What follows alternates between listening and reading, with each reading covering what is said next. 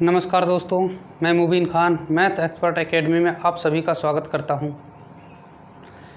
Math expert academy की online क्लासों की जो प्रक्रिया थी उसमें चल रहा था अपना नंबर सिस्टम, और नंबर सिस्टम में चल रहे थे भाजकता के नियम। किसके? भाजकता के नियम। तो अपन भाजकता के नियम 2, 3, 4, 5 और 6 की बात पहली क्लास में कर चुके हैं। आज अपन करेंगे इस क्लास में बात भाजकता के नियम 7, 8, 9, 10 और 11 की। तो जिसने भी क्लास स्टार्ट करने से पहले जिसने भी अपना YouTube channel math expert academy subscribe नहीं किया है तो सब्सक्राइब कर लें। आपको इसी तरह रेगुलर क्लासेस में मिलती रहेगी। और भाजकता के नियम आज अपन समाप्त कर देंगे, तो वीडियो पूरी देखें, बिल्कुल भी स्किप ना करें, जिससे आपको आज के बाद भाजकता के नियमों में कोई भी समस्या नहीं आ सकती। तो पहला जो नियम है यानी छठा नियम, 5 नियम अपन पहले कर चुके, अब ये है छठा नियम 7 की भाजकता। किसकी भाजकता? 7 की भाजकता। कि दी गई संख्याओं के इकाई अंक को दुगना करके, कितना करके? दुगना करके शेष बची संख्या में से घटाते हैं। शेष बची संख्या में से घटाते हैं। यदि शेष बची संख्या 0 या 7 से विभाजित होती है, विभाजित आती है या विभाजित होती है, इसको अपन क्या लिख सकते हैं? विभाजित होती है। सेंटेंस अच्छा लगे इसलिए इसको इस प्रकार लिखेंगे, विभाजित होती है तो दी गई संख्या भी 7 से विभाजित होगी। और यदि बड़ी संख्या बचती है तो इस प्रक्रिया को अपन बार बार दोहराएंगे। तो जैसे देखते हैं 2429, इसमें अपन ने देखा कि इकाई का अंक 9 है। इकाई का अंक क्या है? 9 है। शेष बची संख्या कितनी? 242 है। इसका दुगुना कर लो। इसका दुगुना करेंगे इकाई अंक का तो कितना हो जाएगा? 18। 18 को इसमें से माइनस कर दो। 18 को जब माइनस करेंगे तो कितना बचा? एक इससे लिया, 12 में से 8 गए तो 4, इधर 2 और इधर बचेगा 2, यानी 224। अब जो 224 में भी अपन को क्या लगेगा? टाइम लगेगा। लेकिन अपन को बात क्या है कि टाइम तो लगाना ही नहीं है, तो अब इस प्रक्रिया को दोबारा दोहरा दो भाई। इसमें इकाई वाला अंक क्या है? 4। 4 का दुगुना करेंगे कितना हो जाएगा? 8। 224 यानी शेष बची संख्या क्या? 22। इकाई अंक को छोड़कर शेष बची संख्या क्या है? 22। 22 में से अपन घटा दे कितना? 8। 22 में से 8 घटा दिए तो कितना बचा? 14। 14 में 7 का भाग जाता है कि नहीं जाता है? जाता है। शेष बची संख्या में 14 में 7 का भाग जाता है, तो अपन कह देंगे कि जो 2429 संख्या है ये भी 7 से विभाज्य होगी।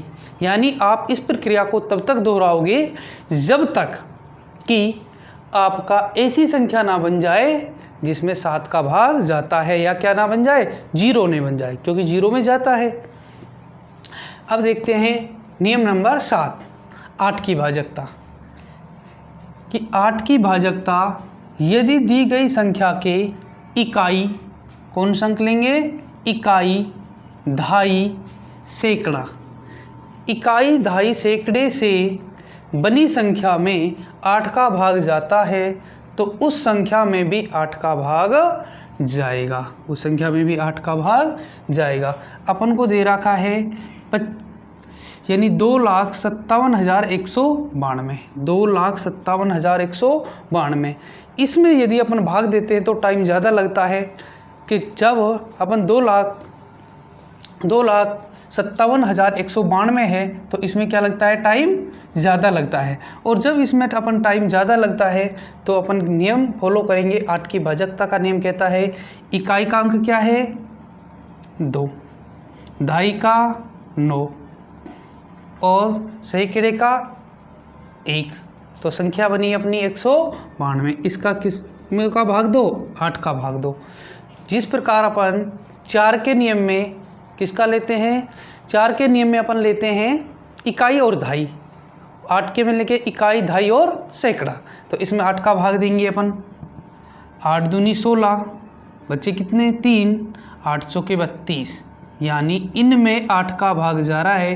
तो अपन कह देंगे संख्या जो है 2,57,192 8 से विभाजित होगी। तो ये हो गया अपना कौन सा नियम, 8 का नियम। किसका नियम, 8 का नियम। अब देखते हैं 9 की भाजकता। 9 की भाजकता वही है जो 3 की है। अंकों का योग कर लो और अंकों के योग में 9 का भाग दे लो। यदि भाग जाता है तो 9 से विभाजित होगी, भाग नहीं जाता है तो 9 से विभाजित नहीं होगी। तो 8 जो है यानी 9 की भाजकता, दी गई संख्या के अंकों का योग में, अंकों के किसमें योग में 9 का भाग जाता है तो उस संख्या में भी 9 का भाग जाएगा।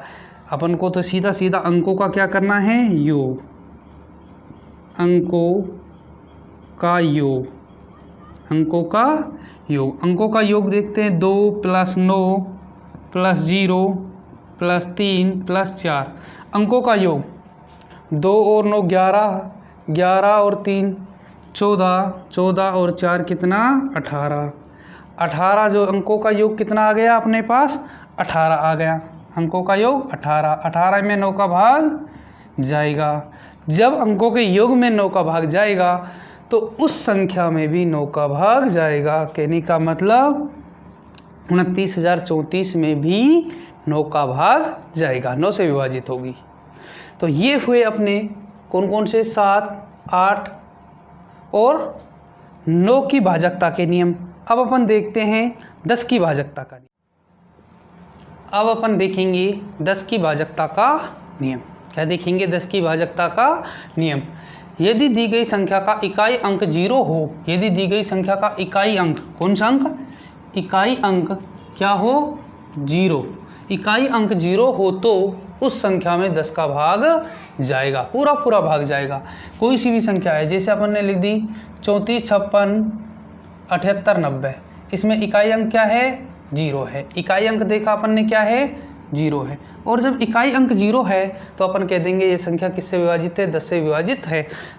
XYZ कुछ भी अपन संख्या लिख सकते हैं। अपन ने लिख दिया 1 2 3 4 5 6 7 8 9 और लास्ट में क्या लगा दिया 0, तो अपन कह देंगे ये संख्या किससे 10 से विभाजित है। तो आगे देखते हैं नियम नंबर 10। नियम नंबर 10 देखते हैं 11 की भाजकता। किसकी भाजकता, 11 की भाजकता। तो बहुत ही इंटरेस्टिंग अपना चल रहा है कि आशा करता हूँ कि इनमें कोई दिक्कत नहीं आ रही होगी, और यदि कोई दिक्कत आ रही है तो आप कमेंट करके बता सकते हो। तो 11 की भाजकता, तो 11 की भाजकता अपन देखेंगे कि दी गई संख्या के सम स्थान वाले अंकों का योग करते हैं। कौन से स्थान वाले, सम स्थान वाले अंकों का योग, और विषम स्थान वाले अंकों का योग करते हैं। अलग अलग योग करते हैं, सम स्थान वाले अंकों का योग और विषम स्थान वाले अंकों का योग करके इनका अंतर निकालते हैं। किनका अंतर निकालते हैं, सम स्थान वाले अंकों का योग और विषम स्थान वाले अंकों के योग का क्या निकालते हैं, अंतर निकालते हैं। अंतर निकालते हैं, यदि अंतर में 0 आ जाए, अंतर में क्या मिल जाए 0 आए, या ऐसी संख्या आती है जो 11 से विभाजित होती है, या तो क्या आती है 0 आती है, और या फिर ऐसी संख्या आती है जो 11 से क्या हो विभाजित हो, तो वे संख्या 11 से विभाजित होगी। तो दी गई संख्या भी किससे विभाजित हो जाएगी, 11 से। जैसे अपन ने एक संख्या ली है 71 27 362, 71 27 362 यानी 71,27,362।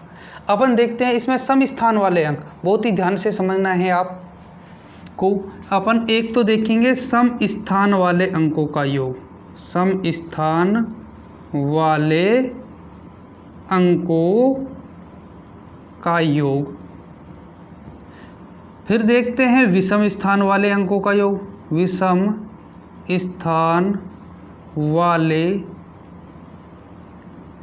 अंकों का योग, विषम स्थान वाले अंकों का योग। अपन इनके स्थान काउंट करते हैं भाई। जैसे इसका स्थान है 1 2 3 4 5 6 और 7, ये हो गए इनके स्थान। विषम संख्या वाला स्थान 1 पे कौन है 7, तो विषम किस में आ जाएगा, विषम में।